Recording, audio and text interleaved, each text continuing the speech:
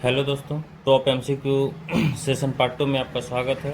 आज का वीडियो बहुत ही इम्पोर्टेंट रहने वाला है, तो शुरू से अंत तक बने रहें।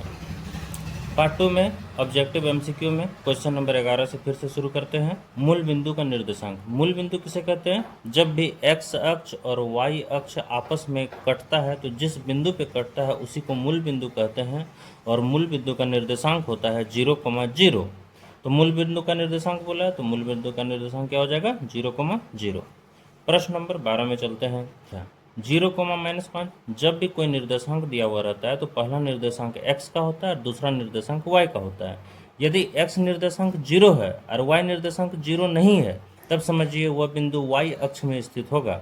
और यदि x, y है, जब y का वैल्यू 0 हो और x का मान 0 ना हो, तब वह x अक्ष में स्थित होगा। यहाँ देखिए दोस्तों, x बिंदु हमारा क्या है? 0 है, x निर्देशांक 0 है इसमें, और y का मान 0 नहीं है, तो ये किस में स्थित होगा? y अक्ष में, तो y अक्ष में स्थित होगा। यही अगर दिया हुआ रहे 5,0 किस में स्थित होगा? तो y का वैल्यू क्या है? 0 स्थित है, तो ये x अक्ष में स्थित होगा। अगर -3,0 रहे तब भी ये किस में होगा? x अक्ष में स्थित होगा, x अक्ष में स्थित होगा। और यही 0,-2 हो तब ये वाला y अक्ष में स्थित होगा। क्यों? क्योंकि x का मान 0 है। अब प्रश्न संख्या 13 में चलते हैं। बिंदु 3,0 स्थित है। 3,0 यहाँ पे y का मान क्या है? 0 है और x का मान 3 है, यानी कि किस में होगा? x अक्ष में, तो x अक्ष में स्थित होगा। प्रश्न संख्या 14 क्या कहता है? ये फिगर दिया हुआ है। इस फिगर में कहता है बिंदु Q का निर्देशांक क्या होगा? Q का x निर्देशांक कितना है? 2, और y निर्देशांक कितना है? -2। तो Q का निर्देशांक क्या हो जाएगा? 2, -2। 2, -2 ऑप्शन नंबर ए में है। अब चलते हैं प्रश्न संख्या 15। निर्देशांक -3,2 द्वारा पहचाना गया बिंदु क्या है? -3,2 देखिए, x निर्देशांक -3, y निर्देशांक 2। -3 x का और y का 2 किसका है? s का है। किस बिंदु का है? s का है, तो यहाँ s का हो जाएगा -3,2 किसका हो जाएगा? s का है ऑप्शन नंबर 4 में। क्वेश्चन नंबर 16 कह रहा है बिंदु P का निर्देशांक। बिंदु P का भुज कह रहा है। अच्छा, x अक्ष को भुज कहते हैं, दूसरा नाम x का दूसरा नाम भुज, और y का दूसरा नाम होता है कोटि। x का भुज और y का दूसरा नाम होता है कोटि। तो P का कह रहा है भुज, यानी P का x निर्देशांक, x कोऑर्डिनेट पूछ रहा है। P कहाँ पे है? P यहाँ पे है। अच्छा, y अक्ष में कोई भी बिंदु हो, y एक्सिस में, उसका x का वैल्यू क्या होता है? 0 होता है। तो P का निर्देशांक यहाँ से क्या हो जाएगा? 0,2। P का निर्देशांक क्या निकलेगा? 0,2। तो ये हो जाएगा भुज, ये हो जाएगा कोटि, तो P का भुज कितना हो गया? 0। तो यहाँ लिखेंगे, बोल रहा है P का भुज बताइए, तो P का भुज कितना हो जाएगा? 0। बिंदु R का कोटि। बिंदु R देखिए क्या है? बिंदु R है, इसका निर्देशांक क्या हो जाएगा? पहले x लिखते हैं, इसका x हो जाएगा -2 और y हो जाएगा -3। तो इसका भुज हो जाएगा -2 और कोटि हो जाएगा -3।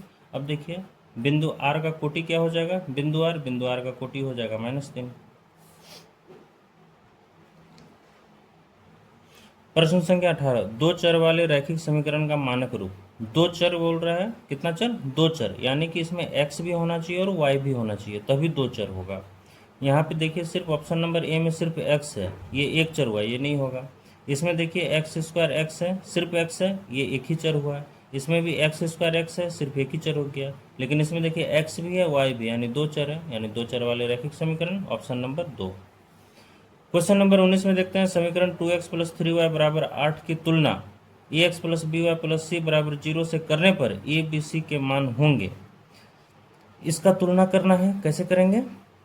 इसमें लिखेंगे ax + by + c = 0। किससे करना है? 2x + 3y, और देखिए बराबर की इस साइड 8 है, इसको बराबर की इधर लेके आएंगे बाएं साइड, तो क्या हो जाएगा? -8 = 0। x के पहले a है, यहाँ x के पहले 2 है, x के पहले a है और यहाँ x के पहले 2 है, यानी कि a का वैल्यू कितना हो गया? 2। उसके बाद y के पहले b है, y के पहले 3 है, यानी y का वैल्यू कितना हो गया? 3। और देखिए यहाँ c अकेले है, यहाँ पे लास्ट में जो बच गया वो अचर पद है, अचर पद यहाँ c है, और यहाँ क्या हो गया? -8। तो c बराबर कितना हो गया? -8, यानी a का वैल्यू 2, b का वैल्यू 3, c का वैल्यू -8। देखते हैं किसमें है। a का वैल्यू 2, b का वैल्यू 3, a का वैल्यू 2, b का वैल्यू 3, c का value -8। C number option. Question number 20 है x प्लस वाई बराबर 7 का हल होगा। अच्छा, x प्लस वाई बराबर 7 होना चाहिए। ऑप्शन नंबर ए में देखिए x का वैल्यू 0, y का वैल्यू 0, 0 प्लस 0 जोड़ेंगे कभी 7 आएगा, नहीं आएगा। ऑप्शन नंबर ए खत्म हो गया। ऑप्शन नंबर 2 में देखिए x का वैल्यू 3, y का वैल्यू 0, x का वैल्यू 3 और y का वैल्यू 0 को जोड़ेंगे 7 आएगा, नहीं आएगा। ऑप्शन नंबर बी खत्म हो गया। ऑप्शन नंबर सी को देखिए x का वैल्यू 0 प्लस y का वैल्यू 4, इसको जोड़ेंगे कभी 7 आएगा, नहीं आएगा। सी खत्म हो गया। डी नंबर देखिए x का वैल्यू 3, y का वैल्यू 4, इन दोनों को जोड़ेंगे 7 के बराबर आएगा। Correct option D. Question number 21, निम्न में कौन दो चर वाले रैखिक समीकरण है? दो चर वाले रैखिक समीकरण में क्या बोले, x और y दोनों होना चाहिए तभी दो चर होगा। x y और z हो जाएगा, तीन चर में हो जाएगा। x y है दो चर में, तो यहाँ पे देखिए 2x प्लस 5, ये तो एक ही चर में हुआ, नहीं हुआ। यहाँ पे x प्लस वाई है, ये दो चर में। यहाँ पे y एक ही है, एक चर में। यहाँ भी x है, नहीं हुआ, तो केवल 2 नंबर हो जाएगा। क्वेश्चन नंबर 22 में देखते हैं, यदि 2,5 रैखिक समीकरण 2x प्लस वाई बराबर k का एक हल है तो k का मान। इस तरह का प्रश्न जब भी दे क्या करेंगे, 2x प्लस वाई बराबर हो गया k। 2x प्लस वाई बराबर k, यहाँ पे जो हमको दिया हुआ है 2,5, यानी x का वैल्यू 2, y का वैल्यू 5 इस समीकरण में रख देना है। 2 गुना x का वैल्यू 2 प्लस y का वैल्यू 5 बराबर k। 2 को 2 से गुना करेंगे 4 प्लस में 5 बराबर k, यानी k का वैल्यू हमारा कितना आ गया, 9। k का वैल्यू 9 देखिए, सी नंबर हो गया। क्वेश्चन नंबर 23 में देखते हैं, 40 डिग्री का पूरक कोण। पूरक कोण किसे कहते हैं? पूरक इसी को कहते हैं कम्प्लीमेंट एंगल। जब दो कोण का जोड़ बोलिए चाहे दो कोण का योग 90 डिग्री हो, उसी को कहते हैं पूरक कोण। यानी 40 में कितना जोड़ेंगे और 90 आएगा। ऑप्शन नंबर ए 40 में 40 जोड़ेंगे 80। ऑप्शन नंबर बी 40 में 50 जोड़ेंगे 90।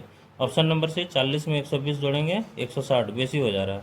ऑप्शन नंबर डी 40 में 140 जोड़ेंगे 180, ये भी नहीं हो रहा, तो ऑप्शन नंबर बी हमारा करेक्ट आंसर है।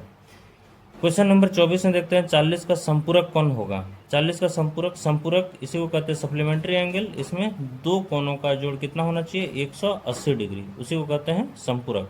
40 में कितना जोड़े कि 180 आएगा, तो 40 में 40 जोड़ेंगे 80 नहीं, 40 में 80 जोड़ेंगे 120 नहीं आ रहा है, 40 में 120 जोड़ेंगे 160, ये भी नहीं हो रहा है, लेकिन 40 में 140 जोड़ेंगे 180, यानी संपूरक कोण यही होगा। चलिए।